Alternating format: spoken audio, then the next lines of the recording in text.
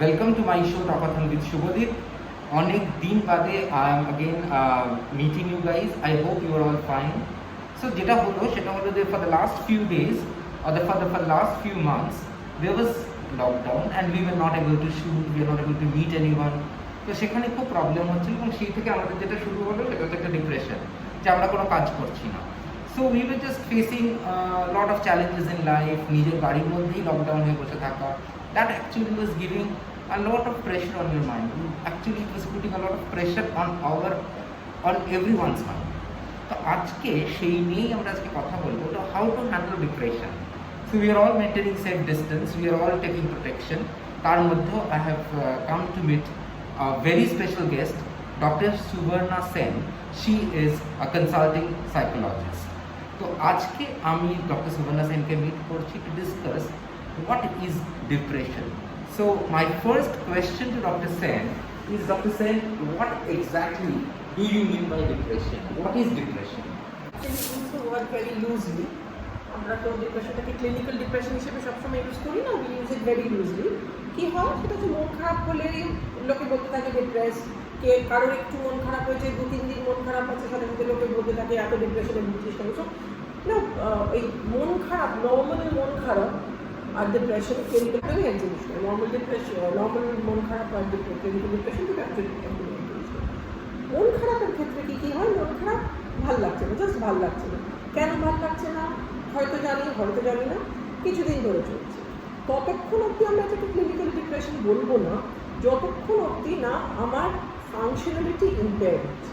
অর্থাৎ আমার day to day যে কাজটা, সেই কাজটা যতক্ষণ অবধি ফাংশনালি ইম্পেয়ার্ড না হচ্ছে, যতক্ষণ অবধি আমার ভালো না থাকাটাকে নিয়েও আমি আমার রোজকার কাজকর্মটা করতে পারছি, ততক্ষণ অবধি কিন্তু সেটা ক্লিনিক্যাল ডিপ্রেশন নয়।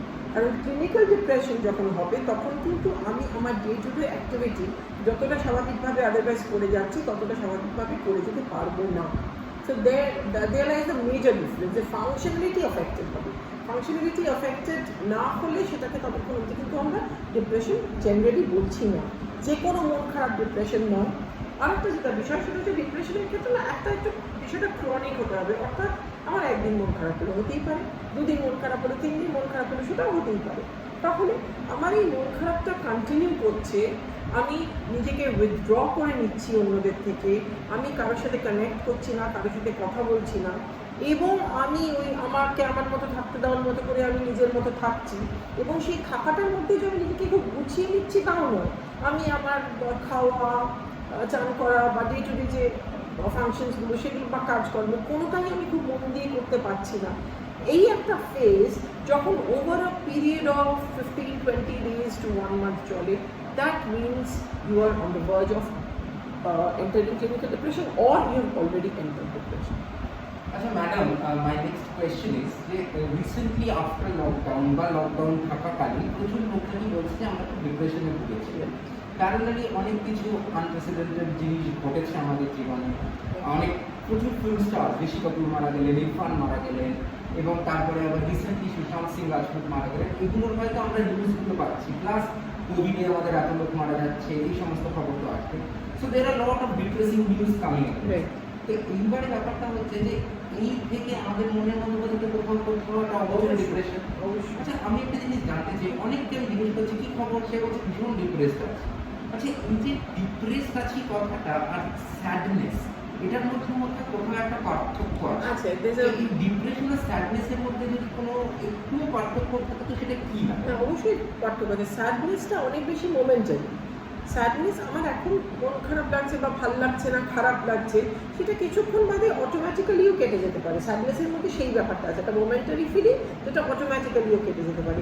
ডিপ্রেশন কিন্তু you have to do something about it, ওটা অটোমেটিক্যালি কেটে যাবে না। ওকে ডিপ্রেশনে থাকতে দাও যদি না, আলটিমেটলি অটোমেটিক্যালি আবার ঠিক হয়ে যাবে, এটা কিন্তু ডিপ্রেশনে হবে না, যেটা স্যাডনেসে অটোমেটিক্যালি হবে। যেমন যে মৃত্যুগুলোর কথা তুমি বললে, সেই মৃত্যুগুলোর মধ্যে বলি কয়েকটা। অর্থাৎ ঋষি কাপুর মারা গেছেন, একটা বোঝা যাচ্ছিল। ইরফানের একটা বুক ছিল, আমরা সবাই জানি। সুশান্ত সিং রাজপুতেরটা সবার কাছে it came as a goal from the blue, absolutely. কারণ কেউ জানতো না, কেউ এটার জন্য প্রিপেয়ার ছিল না। প্রবলেমটা কী হলো, the moment he passed away, ওনার whatever suicide or whatever, and whatever may be the reasons, none of us know, ওনার মারা যাওয়ার পর থেকে প্রচুর থিওরি ফেসবুকে পড়তে শুরু করেছে, which to me makes no sense because none of us actually know anything about it.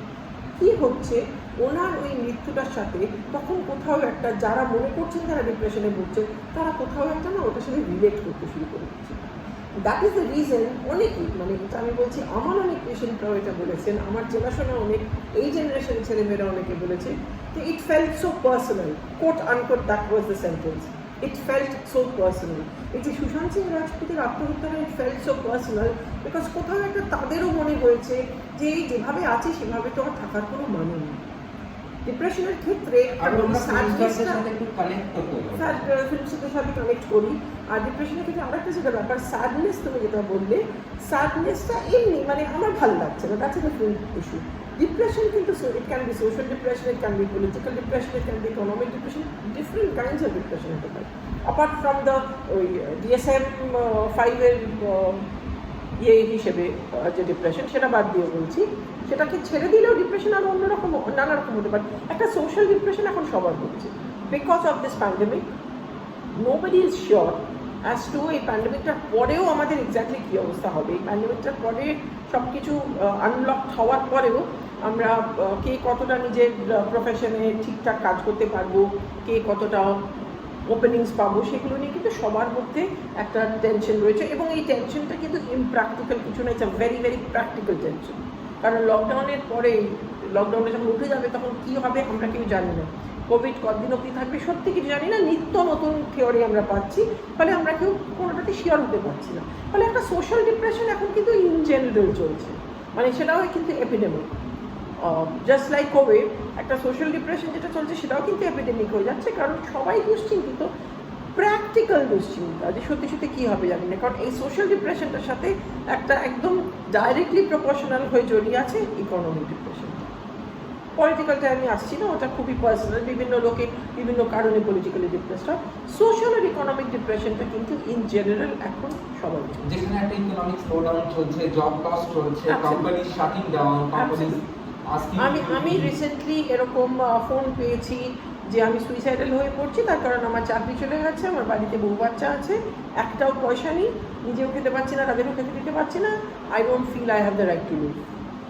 মানে আমি next question is this ma'am, যে suicidal, when should I understand that actually I am depressed and I am getting into a suicidal mode? এই যে suicidal মোডে একটা মানুষ চলে যাচ্ছে, সে কখন সেটা রিয়েলাইজ করছে, বা সে যে রিয়েলাইজ করছে সেটাকে অ্যাকচুয়ালি সে সুইসাইডাল হচ্ছে, না it's just a thought process which is happening? যেটা একটা সুইসাইডটা দুরকমভাবে করে থাকি আমরা, একটা হচ্ছে আউট অফ মোমেন্টারি ইনসানিটি, আর একটা হচ্ছে প্ল্যান সুইসাইড। এবার মোমেন্টারি ইনসানিটি যার হবে, যাদের ক্ষেত্রে হবে, সেক্ষেত্রে কিন্তু সেটা খুব আলাদা করে বোঝা যাবে এমনটা নয়। কোনো একটা স্পর অফ দ্য মোমেন্টে তার এমন একটা কিছু মনে হলো, সে মনে হলো যে এই মুহূর্তে আমার যেন মনে হচ্ছে এটার থেকে বেঁচে না থাকা ভালো, এটার থেকে মরে যাওয়া ভালো। মজার কথা হচ্ছে মরে যাওয়াটা যে কী আমরা কেউ জানি না। মরে যাওয়ার পর মানে মরে গিয়ে বেটার থাকবে, যে রেস্ট ইন পিস, রিপটে সারাক্ষণ সবাই করতে থাকে, কোথায় যে পিসে রেস্ট করছে কেউ জানে। কিন্তু সেটার একটা এক্সপেকটেশন আছে, যে এইটা বঙ্কিমচন্দ্র খুব ভালো বলে গেছিলেন যে কোথাও নেই এই চিন্তায় বড় দুঃখ, স্বর্গে আছেন এই চিন্তায় অনেক সুখ। এইগুলো তো আমাদের নিজেদের সৃষ্টি কতগুলো শব্দ। ফলে মরে যাওয়ার পর কি আমরা জানি না, মরে গেলে বেঁচে থাকার থেকে বেটার থাকবো এটা আমরা ধরে নিচ্ছি, কারণ সেই মুহূর্তের বেঁচে থাকাটা আমার কাছে এতটা অসহনীয় লাগছে যে তখন আমার মনে হচ্ছে এই বেঁচে থাকার থেকে বেঁচে না থাকাটা ভালো। এটা মোমেন্টারি ইনসানিটিতে করা হয়। আর একটা সুইসাইড যেটা হতে পারে সেটা হচ্ছে প্ল্যানিং, অর্থাৎ আমি ঠিক করেছি, আমি গুছিয়ে, এরকম কিন্তু সত্যি সত্যি অনেক হয়েছে যে একদম গুছিয়ে করেছেন সব কিছু, অর্থাৎ বাড়ির লোকে যাতে সাফার না করে তার জন্যে সে উইল করে যাওয়া থেকে শুরু করে যেখানে যা যা আছে সব কিছু গুছিয়ে বুঝে দিয়ে যাওয়া, একটা কাগজে লিখে দিয়ে যাওয়া, মানে সব কিছু করে তারপরে বুঝে যা প্ল্যান সুইসাইড। এবার আবার মানে এনাদের কথা, মানে যিনি রিসেন্টলি সুইসাইড করেছেন তার কথা এনে কোনো লাভ নেই, কারণ তারটা কি আমি তো পার্সোনালি তাকে চিনি না, ফলে আমি জানি না। এই দুরকমভাবেই সুইসাইড হতে পারে। এবার আমি একটা ছোট্ট এক্সাম্পল দিই। সুইসাইড করার আগে আমরা কিন্তু অনেক সময় মানুষের থেকে সহযোগিতা চাই, সহযোগিতা আশা করি, যেখানে আমরা ডিপ্রাইভড হই বা যেখানে আমরা রিজেক্টেড ফিল করি। যেমন আমার এখনও মনে আছে ক্লাস 11-এর একটি ছেলে, তার হাফ ইয়ারলি রেজাল্ট খারাপ হয়েছিল এবং তাকে তার টিচার বলেছিলেন, কারণ আমি সেটা নিয়ে কথা বলেছিলাম মিডিয়ায় বলে আমার আরও মনে আছে, সেখানে তার টিচার তাকে বলেছিলেন যে তোমার দ্বারা কিছু হবে না। এটা তাকে হার্ট করে, এফেক্ট করে। বাড়ি ফিরেছে, বাড়ি ফেরার পর তার মা বাবাও কেউ একটা একই কথা হয়তো বলেছেন, এবং তারপরে সে সোশ্যাল মিডিয়ায় ওয়ালে পোস্ট করেছে, ফেসবুকে তার ওয়ালে পোস্ট করেছে গুড বাই। পোস্ট করার আধ ঘন্টা বাদে হি হাং হিমসেলফ। আধ ঘন্টা বাদে কেন? তাহলে ইট ওয়াজ প্ল্যান? ইয়েস, ইট ওয়াজ প্ল্যান। আধ ঘন্টা বাদে কেন? কারণ কোথাও একটা ওর এক্সপেকটেশন ছিল যে ফেসবুকে এই যে আমি গুড বাইটা দিচ্ছি, এই গুড বাইটা দেখার ফলে ফেসবুকে আমার যে 2000, 3000, 4000, 5000 what ever number of friend আছে, কেউ একজন আমাকে ফোন করে জিজ্ঞেস করবে যে কী হয়েছে, কেন আমি এটা লিখেছি। আধ ঘন্টা যখন হি ফাউন্ড যে কেউ তাকে ফোন করে কিছু জিজ্ঞেস করলো না, তখন হি হাং হিমসেলফ। কারণ তখন ওই মুহূর্তটাই কিন্তু তার কোথাও একটা মনে হয়েছে যে তার মানে তো কেউ কেয়ার করে না, তাহলে বেঁচে থাকে। এই বেঁচে থেকে কী হবে এটা হচ্ছে জেনারেলি সুইসাইডালের লক্ষণটা। এবার কী করে বোঝা যাবে? মোমেন্টাম ইনসানিটির ক্ষেত্রে বোঝা যাওয়াটা খুব ডিফিকাল্ট। প্ল্যান্ডের ক্ষেত্রে বোঝা যাওয়াটা একটু কম্প্যারেটিভলি ইজিয়ার, কারণ যে প্ল্যান করে সুইসাইডটা করছে তার দু রকমের একরকম এক্সপ্রেশনস হবে। হয় সে অতিরিক্ত স্বাভাবিক দেখাবে নিজেকে কিছুদিন ধরে, সব কিছু করছে, ঠিকঠাক করছে, everything is too perfect, too good to be true. সেখানে when anything becomes too good to be true, আমাদের একটু কনসিয়াস হওয়া দরকার। Is it real? 2, the person has totally withdrawn and shut himself, herself down from everybody. Total no communication, total no connectivity. সেটা কিন্তু খুব scary একটা situation. তখন কিন্তু একটু বুঝতে হবে এবং একটু অ্যাওয়্যার হতে হবে যে না, some sort of intervention maybe is needed. Dr. Sen, my next question is, what is your message to the new generation, যারা আজকে নিউ জেনারেশন কলেজ গোয়ার্স, নতুন যারা চাকরি জীবনে জয়েন করছে, the generation, the present generation, the young generation, they are generally, আমার মনে হয় যে এখন একটু বড় লোড আছে, পড়াশোনার লোড থাকে, ফ্যামিলি প্রেশার থাকে পড়াশোনার জন্য। তো what is your message to those young minds who are actually deprived maybe of love, maybe of opportunities in life? কয়েকটা পয়েন্ট করে বলি। এক হচ্ছে যে try to strike a balance between your aspiration and your achievement. Don't expect a lot from your self, don't create a very high benchmark for your self, তাহলে কিন্তু ফ্রাস্ট্রেশনটা তাড়াতাড়ি আসে। 1, 2, কোথাও একটা আমরা পজিটিভ করতে গিয়ে, পজিটিভ কথা বলতে গিয়ে ছেলে মেয়েদের এখনকার জেনারেশনকে ফেলিয়ারটা অ্যাকসেপ্ট করতে শেখাচ্ছি না। এটা আমি মা বাবাদের বলছি। কী হয়, পজিটিভ কথা বলবো বলে আমরা সারাক্ষণ তাদের কী বলছি, তুমি চেষ্টা করো তুমি পারবে, তুমি চেষ্টা করো তুমি পারবে, true, but at the same time along with that we need to add one more sentence, না পারলেও কিছু আসে যায় না, it's not the end of life, there's always another time। এইটা আমরা বলছি না বলে কিন্তু আজকের জেনারেশনের ছেলেমেয়েরা many a times what is happening is they are not being able to accept failure, to handle failure at all। ফলে এটা মা বাবা হিসেবে আমাদের বলা দরকার। 3, for this generation, yes we need to open up, but at the same time এটাও ঘটনা যে লোকে বলে না, I'm just a phone call away, give me a call whenever you feel like। একটা clinically depressed person সে কিন্তু কখনোই কাউকে ফোন করে ওটা বলবে না আমি clinically depressed. You have to understand, you have to try and figure out whether the person is depressed, and you have to call that person, or even preferably you have to come see the person, be by the person's side। কারণ একটা মানুষ আমার সাথে কতটা খুলে কথা বলবে সেটা ডিপেন্ড করছে তার আমার সাথে কমফর্ট জোনটা কতটা, তার আমার সাথে ভ্যালিউজ কতটা ম্যাচ করে, মূল্যবোধ কতটা মিলছে। তার সাথে আমার মূল্যবোধ মেলে না, আমি ক বললে সে খ বলবে, সে কিছুতেই আমার সাথে ওপেন আপ করবে না। তার সাথে তার উপর এটা ডিপেন্ড করছে এটার উপর সে আমাকে কতটা জাজমেন্টাল ভাবে। সে যদি মনে করে আমি খুব জাজমেন্টাল, সে কোনো দিন মন খুলে আমার সাথে কথা বলতে পারবে না। এবার সে আমাকে যাতে জাজমেন্টাল না ভাবে তাহলে আমাকে কী করতে হবে? 1, I have to be by that person's side unconditionally, with no expectations, with no conditions। Point 2, being by the person's side does not mean bombarding the person with lots of questions। তো কী হয়েছে, আমি তো আছি, কেন এরকম করছি? No, তখন ওইগুলো শুনলে জ্ঞান মনে হবে তার। কোনো সাজেশনস অ্যাডভাইসেস বা এত অকারণ পজিটিভ কথা নয়, আমি আছি আমি আছি আমি আছি। Make the person feel that you are there, you don't have to tell it so many times. Just পাশে বসে থাকুন, 1 ঘন্টা চুপ করে পাশে বসে থাকুন, নিজের মধ্যে সেই ধৈর্যটা রাখতে হবে। 1 ঘন্টা বাদে সে হয়তো আপনার দিকে তাকে একটু হাসবে, স্মাইল ব্যাক, এইটুকু বলে রাখতে পারে।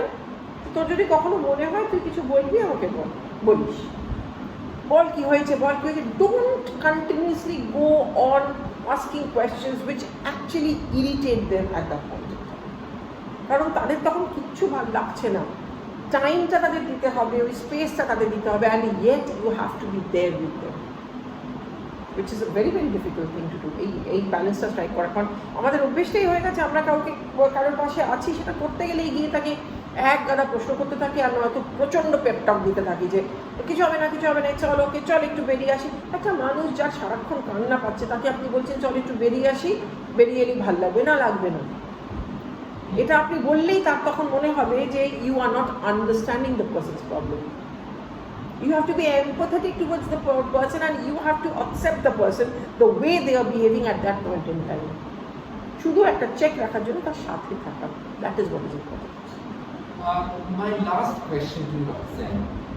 Still in today's time, মানে আজও আমরা মনে করি যে সাইকিয়াট্রিস্ট বা সাইকোলজিস্টের কাছে যাওয়া মানে আমি হয়তো পাগল বা আমাকে লোকে পাগল বলতে পারে, খুব লজ্জা। আমি যদি আজকে একটা সাইকোলজিস্টের বা সাইকিয়াট্রিস্টের চেম্বারে যাই বা ওখানে যদি আমাকে বেরোতে দেখে যে ওর মাথা খারাপ হয়ে গেছে, ও পাগল হয়ে গেছে। তো এই যে একটা সাংঘাতিক ট্যাবু আছে আমাদের স্পেসিফিক্যালি ইন্ডিয়ান সোসাইটি, সেইখানে কখন একটা লোককে আপনি সাজেস্ট করবেন to really come and consult a psychiatrist? Any time. ঠিক যেভাবে আমরা মনে করি যে আমাদের জ্বর হলে যখন আমরা ডাক্তারের কাছে যাই, এবং আমরা তো জ্বর হলে ডাক্তারের কাছে গিয়ে ডাক্তারের লার্নিং টেস্ট করি না, যে ডাক্তারবাবু আমি আপনার কাছে এসেছি বলুন তো আমার কী হয়েছে, বলি না তো। ঠিক একইভাবে আমি সাইকোলজিস্টের কাছে গিয়েও সেটা আশা করবো না যে আমি গিয়ে বলবো যে আপনি অনেকে আছেন সেটা, মানে people who are megalomaniac and who think that psychologists are actually they don't do no good, এবং আমি গিয়ে তাদেরকে ঠকিয়ে আসতে পারি। I feel I am okay with somebody coming and paying me for my time, আর তারপর বেরিয়ে এসে ভাবছে সে আমাকে ঠকিয়েছে। I am perfectly okay with that, I don't have any issue about it. সাইকোলজিস্টের কাছে যে কোনো সময় যাওয়া, অ্যাকচুয়ালি যে কোনো সময় যাওয়া উচিত। আমার কোনো প্রবলেম হচ্ছে মনে হলেই আমার সাইকোলজিস্টের কাছে যাওয়া উচিত। ঠিক যেভাবে আমার কোনো ফিজিক্যাল প্রবলেম হচ্ছে মনে হলেই আমরা ডাক্তারের কাছে যাই, একইভাবে আমার কোনো মেন্টাল প্রবলেম হচ্ছে মনে হলেই আমি সাইকোলজিস্টের কাছে যেতে পারি, যাওয়া উচিত। মেন্টাল প্রবলেম মানে নেসেসারিলি সেটা কোনো ডিসঅর্ডার বা আমার কোনো রোগ হয়েছে নাই হতে পারে। আমার কাছে মানে আমরা এমন অনেককে দেখেছি যারা আমাদের কাছে এসে বলে যে একটা কিছু হচ্ছে ম্যাডাম, ঠিক কী হচ্ছে বুঝতে পারছি না। I find them to be very aware and very conscious, কারণ সত্যি সত্যি তারপরে ডিগ করে করে আস্তে আস্তে দেখা যায় যে তার একটা প্রবলেমই হচ্ছে, কিন্তু উনি প্রবলেমটার রূপটা বুঝতে পারছিলেন না, উনি বুঝতে পারছিলেন সামথিং ইজ নট রাইট, একটা ডিসকমফোর্ট ছিল। ঠিক যেভাবে ফিজিক্যাল ডিসকমফোর্ট হলে অনেক সময় তো আমরা বুঝতে পারি না পেট ব্যথা কেন হচ্ছে। যখন আমি আদারওয়াইজ জেনারেলি যেগুলো করি, আমি নর্মালি শব্দটা ইউজ করবো না, জেনারেলি যেগুলো করি সেগুলো যখন আমার করতে ভালো লাগছে না, আমি আদারওয়াইজ যে স্কেডিউল বা যে রুটিনটা মেনটেন করি সেগুলো আমার ভালো লাগছে না, সরি আমি ঘুমোতে পারছি না, আমার কারোর সাথে আমি আদারওয়াইজ কথা বলতে ভালোবাসি কিন্তু এমনিতে এখন আমার কারোর সাথে কথা বলতে ভালো লাগছে না। যা যা আমার আদারওয়াইজ ভালো লাগতো, আমার নিজের সেই মানুষটার, যে মানুষটা আমি ছিলাম সেই মানুষটারই যখন আমি দেখছি কিছু কিছু জিনিস ভালো লাগছে না, তখন for to my self that is a sign way I should stop, retrospect, introspect, try to find out whether something is bothering me or not. Thank you so much, madam. Thanks a lot for একটা শুধু last কথা আমি বলি, যেটা আমার তুমি পরের জেনারেশনের জন্য বলতে বলছিলে, আমি আমার জেনারেশনকেও বলছি, পরের জেনারেশনকেও বলছি। অ্যান্টি সুইসাইডাল একটা কথা, সেটা হচ্ছে যে come what may, nothing or no one is larger than life। এইটা একটু নিজের মাথায় সারাক্ষণ রাখো। কোনো মানুষ, কোনো ঘটনা, nothing or no one is larger than life.